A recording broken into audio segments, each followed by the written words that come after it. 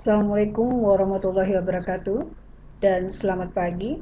Pada hari ini kita akan melanjutkan perkuliahan kita komunikasi interpersonal dengan materi komunikasi verbal dan nonverbal. Sebelum kita mulai, ada baiknya kita berdoa menurut kepercayaan kita masing-masing.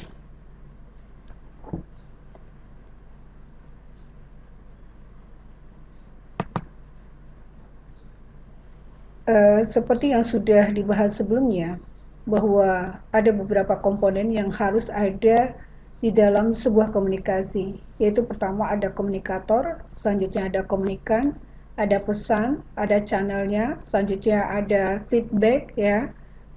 Di sini jenis komunikasi yang bisa kita lakukan di antara komunikator dengan komunikan itu adalah komunikasi verbal dan kedua adalah komunikasi nonverbal. Komunikasi verbal di sini diartikan sebagai bentuk komunikasi yang disampaikan komunikator kepada komunikan dengan cara tertulis atau lisan.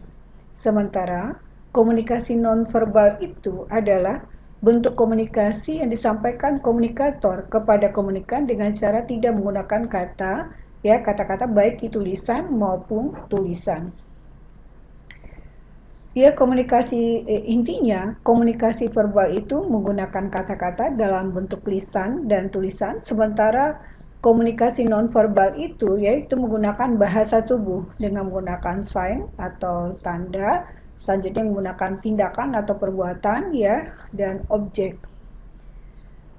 Komunikasi verbal bisa juga diartikan sebagai komunikasi dengan menggunakan simbol-simbol verbal atau bahasa. Simbol verbal bahasa merupakan pencapaian manusia yang paling impresif. Saat ini terdapat kurang lebih 10.000 bahasa dan dialek yang dipergunakan umat manusia di dunia. Dan contoh komunikasi verbal itu melalui lisan dapat dilakukan dengan menggunakan media. Contoh, seseorang bercakap melalui telepon. Sedangkan komunikasi verbal melalui tulisan itu bisa kita lihat secara tidak langsung antara komunikator dengan komunikan. Proses penyampaian informasi dilakukan dengan menggunakan berupa media surat, lukisan, gambar, grafik, dan lain-lain. Kita lihat tadi di dalam komunikasi verbal itu menggunakan bahasa. Nah, fungsi bahasa dalam kehidupan manusia menurut Larry L. Barker itu pertama itu adalah untuk penamaan atau naming atau labeling. Di sini bahasa berfungsi untuk mengidentifikasi objek, tindakan atau orang dengan menyebut namanya sehingga dapat dirujuk dalam komunikasi. Yang kedua, fungsi bahasa kedua yaitu adalah interaksi dengan cara berbagi gagasan dan emosi yang dapat mengundang simpati dan pengertian atau kemarahan dan kebingungan. Yang ketiga, fungsi bahasa ketiga itu adalah transmisi informasi. Itu melalui bahasa informasi dapat disampaikan kepada orang lain dan menerima informasi setiap hari baik langsung maupun melalui media massa. Fungsi bahasa dalam kehidupan manusia menurut buku agar komunikasi kita berhasil bahasa harus memenuhi 3 fungsi. Yang pertama itu adalah untuk mengenal dunia di sekitar kita. Melalui bahasa kita bisa mempelajari banyak hal dan kita juga bisa berbagi pengalaman. Dan komunikasi juga kita berhasil itu bahasa harus memenuhi fungsi sebagai dia bisa berhubungan dengan orang lain. Bahasa memungkinkan kita bergaul untuk kesenangan kita dan mencapai tujuan kita. Dengan bahasa juga kita bisa dapat mengendalikan lingkungan. Yang ketiga itu adalah menciptakan koherensi dalam kehidupan kita. Mau di mana kita di sini kita memungkinkan untuk hidup teratur, saling memahami mengenai diri kita, kepercayaan kita dan tujuan-tujuan kita. Hambatan dalam interaksi bahasa verbal yang pertama itu adalah polarisasi. Maksudnya di sini adalah kecenderungan untuk memaknai sesuatu dengan bentuk lawan kata dan menguraikannya dalam bentuk ekstrim. Contoh, kata baik dan buruk, pandai dan bodoh. Yang kedua itu adalah implikasi pragmatis. Di sini maksudnya adalah kesalahan dalam menyimpulkan fakta. kesimpulan yang cenderung ya barangkali tapi belum tentu benar. Jadi kita tidak tahu pasti apa yang kita simpulkan, tapi kita sudah berkata ya dengan kata-kata barangkali. Itu dengan kata-kata barangkali itu menyatakan bahwa kita tidak yakin dengan apa yang kita buat. Ya, contohnya bisa kita lihat ya. Misalnya kita kuliah di SPHD ya, maksudnya kita mendengarkan bahwa psikologi sosial 2 ya semester depan itu akan diajar oleh dosen A misalnya. Dan kita menyimpulkan bahwa psikologi ya sosial 2 itu akan lebih menyenangkan ya dari misalnya SPHD misalnya. Jadi kita membuat anggapan yang sebelumnya belum terjadi, atau misalnya kita membuat anggapan atau membuat pernyataan ya atau menyimpulkan sesuatu ya berdasarkan dari persepsi orang lain, dan itu belum tentu benar.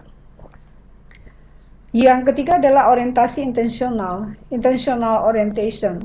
Ya di sini maksudnya adalah kecenderungan untuk melihat seseorang atau objek sesuai ciri yang melekat pada mereka. Ya kita misalnya ya Devi tidak menarik karena suka gundul, ya mirip potongan kriminal misalnya, apakah yang Devi katakan pasti bohong, jelek, salah, menyesatkan, ya dan penipuan atau negatif. Nah, ya jadi kita menilai seseorang itu atau melihat seseorang itu atau objek itu karena ada dari sisi atau aspek ciri yang melekat pada diri mereka. Yang keempat itu adalah potong kompas atau bypassing. Ya, di sini kesalahan mengevaluasi karena kegagalan seseorang menyampaikan pesan yang akan dikomunikasikan dan kegagalan penerima pesan menangkap pesan yang disampaikan. Selanjutnya adalah hambatan dalam interaksi bahasa verbal, itu adalah kesemuan. Ya, maksudnya di sini adalah kecenderungan untuk memaknai sesuatu hanya dengan berdasarkan sebagian fakta atau informasi yang kita peroleh atau dengarkan. Contoh di sini misalnya kita 6 orang buta yang mendeskripsikan seekor gajah. Ya, nah dari 6 orang ini bisa jadi dia mendeskripsikan seekor gajah itu dengan bermacam-macam dari sudut pandang mereka. Dan yang berikutnya adalah evaluasi statis. Di sini maksudnya adalah kecenderungan untuk tetap menilai buruk atau jelek seseorang meskipun keadaan sudah berubah, tetap dianggap tidak berubah atau statis. Ya, misalnya contoh, mahasiswa dengan IPK rendah dengan beberapa semester, ya maka bisa jadi orang beranggapan untuk semester kedepannya IPK si anak juga bisa jelek ya. Padahal belum tentu IPK semester besok itu jelek, karena bisa jadi mahasiswa itu berubah ya di pola belajarnya. Dan tapi orang menganggap bahwa dengan kebiasaan dia selama ini memperoleh IPK jelek, maka mereka beranggapan atau memiliki kecenderungan untuk menilai mahasiswa tersebut bahwa IPK semester besok adalah jelek. Komunikasi nonverbal. Komunikasi nonverbal ya bisa juga diartikan di sini adalah proses komunikasi di mana pesan disampaikan tidak menggunakan kata-kata, ya baik lisan maupun tulisan. Ya, contoh komunikasi nonverbal di sini ialah menggunakan gerak isyarat, bahasa tubuh, ekspresi wajah, dan kontak mata. Ya, penggunaan objek seperti pakaian, potongan rambut, dan sebagainya. Ya, simbol-simbol serta cara berbicara seperti intonasi, penekanan, kualitas suara, gaya emosi, dan gaya bicara. Ya, kita lihat tadi bahwa komunikasi nonverbal itu bisa menggunakan gerak isyarat. Ya, biasa ini digunakan oleh ya yang teman-teman atau orang yang tunarungu. Selanjutnya juga bisa menggunakan bahasa tubuh ya dengan menggunakan gerak tangan atau misalnya menggerakkan wajah, mata dan sebagainya. Ya. Selanjutnya bisa ya dengan tatapan wajah atau ekspresi tatapan mata atau kontak mata, dan bisa juga menggunakan ekspresi wajah. Ya, seperti yang kita lihat ya sekarang banyak ikon-ikon ya yang mengisyaratkan tentang ekspresi wajah kita atau tentang suasana hati kita. Sifat isyarat komunikasi nonverbal ya yang pertama itu adalah ya tidak universal tetapi terikat budaya. Dia lebih spontan, ambigu dan berlangsung cepat. Bentuk komunikasi nonverbal ya yang pertama itu adalah para language ya di mana di sini bahasa yang dikenal dengan sebagai tata cara bicara dan penulisan bahasa itu bisa menggunakan ya penampilan ya dengan dari aspek penampilan yang pertama itu adalah wajah, mata, rambut, bentuk fisik, pakaian dan lain-lain. Selanjutnya menggunakan gestur atau gerakan tubuh atau menggunakan sentuhan ya ruang dan jarak ya seperti jarak personal dan jarak sosial. Selanjutnya adalah waktu atau kronemik. Fungsi komunikasi nonverbal ya yang pertama ya dari kita lihat dari menurut gerakan mata itu dikenal dengan emblem ya di mana di sini maksudkan adalah gerakan mata tertentu yang merupakan simbol yang memiliki kesetaraan dengan simbol verbal ya jadi seperti seseorang mengedipkan matanya satu kalau kita lihat ya di dalam ikon-ikon yang ada atau dalam simbol-simbol yang ada itu sudah dilambangkan ya seperti ini ya yang kedua ya itu adalah kalau kita lihat yang kita sebut dengan ilustrator di sini ya komunikasi nonverbal yang menurut gerakan mata kita bisa lihat ya pandangan ke bawah misalnya. Nah, pandangan ke bawah itu bisa diartikan sebagai kesedihan atau depresi. Ini dikenal dengan ilustrator. Selanjutnya adalah yang regulator. Ya, regulator di sini adalah kita dari aspek gerakan mata atau menurut gerakan mata itu adalah kontak mata dengan saling melihat atau tatap mata. Ya, tatap mata. Dan yang berikutnya kita sebut dengan adaptor. Adaptor di sini adalah kedipan mata misalnya. Ya, kita misalnya melakukan kedipan mata itu bisa menyambangkan atau bisa diartikan sebagai keadaan cemas. Ya, dan kita juga lihat ya ada yang kita sebut dengan aspek efek display. Nah, di sini maksudnya adalah kita melakukan pembesaran pupil mata ya dengan membesarkan mata itu diartikan sebagai kita lagi kondisi marah ya ya fungsi gerakan mata yang pertama itu adalah mencari umpan balik ya apakah ada yang bertanya ya misalnya di sini kita lihat perempuan lebih sering menggunakan kontak mata saat bicara dibandingkan laki-laki. Fungsi gerakan mata juga bisa menginformasikan pihak lain untuk berbicara. Jadi kita mengedipkan atau mengkodekan mata kita kepada seseorang untuk mengatakan bahwa saatnya dia berbicara. Ya, kita juga bisa diartikan ya menanyakan sesuatu pada orang banyak dan mengarahkan pandangan hanya pada satu orang. Artinya apa? Begitu kita mengajukan pertanyaan kepada orang yang ada, tetapi pandangan kita hanya ditujukan pada satu orang, itu menyatakan bahwa kita meminta orang tersebut untuk menjawabnya, ya menjawabnya atau bertanya. Selanjutnya adalah mengisyaratkan sifat hubungan. Nah, di sini ya hubungan yang positif, ya yang penuh perhatian, ya hubungan yang negatif dengan menghindari kontak mata. Jadi kadang-kadang kita ya melihat atau menatap wajah seseorang ya dengan baik ya maka itu kelihatan ada hubungan yang positif di antara kita atau kita memberikan semacam perhatian kepada seseorang tersebut.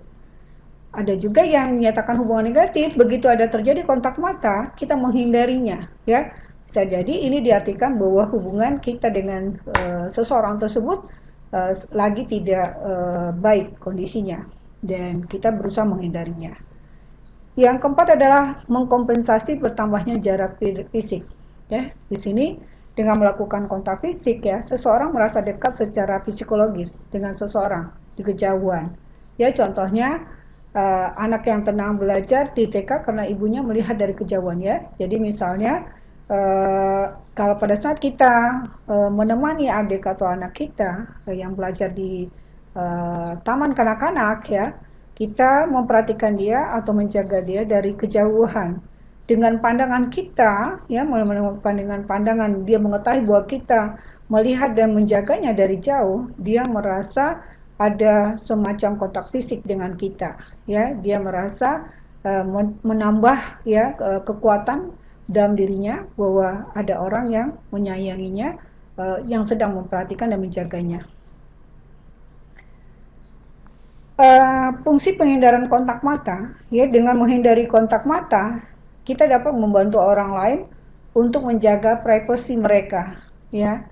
Misalnya kalau kita lihat misalnya kita pernah melihat ada pasangan yang bertengkar, ya, kita tidak berusaha melihat secara langsung, ya, kita menghindari kontak mata dengan mereka sehingga ya bisa membantu mereka untuk menjaga privasinya. Atau misalnya kita melihat pasangan yang misalnya suami istri yang bermesraan, kita tidak menatapnya tapi kita berusaha menghindarinya, ya, dengan harapan kita tidak mengganggu privasinya. Fungsi penghindaran kontak mata itu dapat juga sebagai isyarat kalau kita tidak tertarik dengan pembicaraan seseorang, sehingga kita memalingkan wajah atau menutup mata, ya. Ini juga bisa atau sering terjadi, ya, orang yang tidak tertarik dengan pembicaraan seseorang, dia berusaha untuk menghindari, ya, pembicaraan tersebut dengan cara memalingkan wajahnya atau menutup matanya.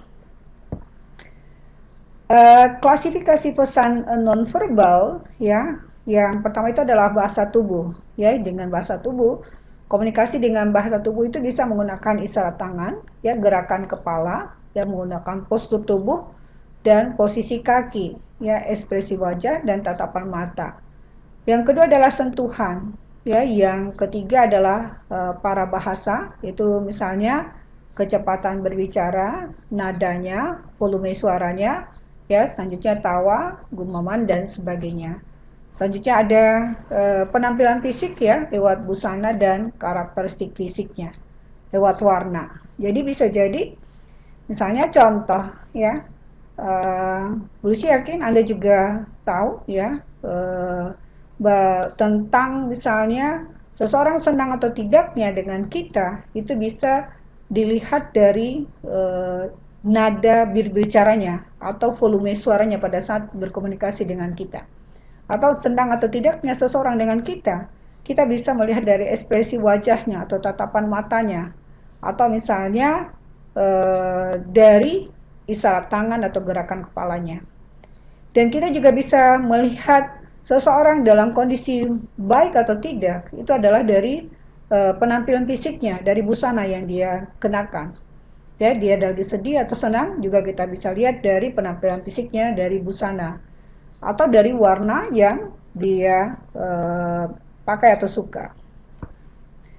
Contoh nonverbal, ya, kita lihat di sini bagaimana isyarat tangan untuk memanggil teman dari jauh.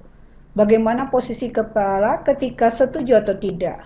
Ya, kadang-kadang kalau kita lihat, ya, kalau di negara kita, iya itu arti anggukan kepala itu, ya, anggukan kepala itu artinya iya, ya. Kalau geleng kepala artinya tidak, ya. Tapi malah terbalik, ya.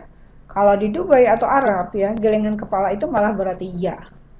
Nah, sekarang kita juga bisa lihat bagaimana cara berjalan ketika menghadap raja, ya. Dalam adat Jawa, ya, bagaimana posisi seharusnya perempuan duduk, bagaimana perempuan tertawa, itu semuanya diatur. Bagaimana tatapan mata orang marah, kagum, kecewa, sama atau berbeda? Ya, pasti beda. Sekarang pertanyaannya, manakah yang lebih dipercaya? Pesan verbal atau non-verbal? Nah, perbedaan pokok komunikasi verbal dan non-verbal, ya, kalau perilaku verbal adalah saluran tunggal, itu berasal dari satu sumber. Non-verbal bersifat multisaluran, ya, dilihat, didengar, dirasakan, dan sebagainya. Pesan verbal terpisah-pisah, pesan non-verbal berkesinambungan, baik disengaja maupun tidak disengaja. Komunikasi non-verbal itu mengandung lebih banyak muatan emosional, ya, pernyataan perasaan daripada komunikasi verbal.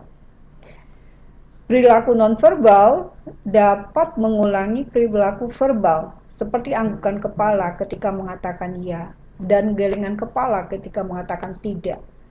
Memperteguh ya, menekankan atau melengkapi perilaku verbal. Misalnya melambaikan tangan secara mengucapkan selamat jalan. Perilaku nonverbal dapat menggantikan perilaku verbal, ya, berdiri sendiri, menggoyangkan tangan dengan telapak tangan, ya, mengarah ke depan sebagai pengganti kata tidak. Perilaku nonverbal dapat meregulasi perilaku verbal. Misalnya, Anda sebagai mahasiswa melihat jam pada saat kuliah sehingga dosen segera menutup kuliahnya. Perilaku nonverbal dapat membantah atau bertentangan dengan perilaku verbal. Misalnya, suami istri mengatakan bagus-bagus pada istrinya, seraya terus membaca surat kabar. Ini bisa menyatakan kadang-kadang dia tidak tertarik dengan sesuatu yang sedang disodorkan oleh istrinya. Demikian yang bisa Bu Lucy sampaikan. Terima kasih. Ya, mohon maaf dari salah dan kilaf. Ya, assalamualaikum warahmatullahi wabarakatuh dan selamat pagi.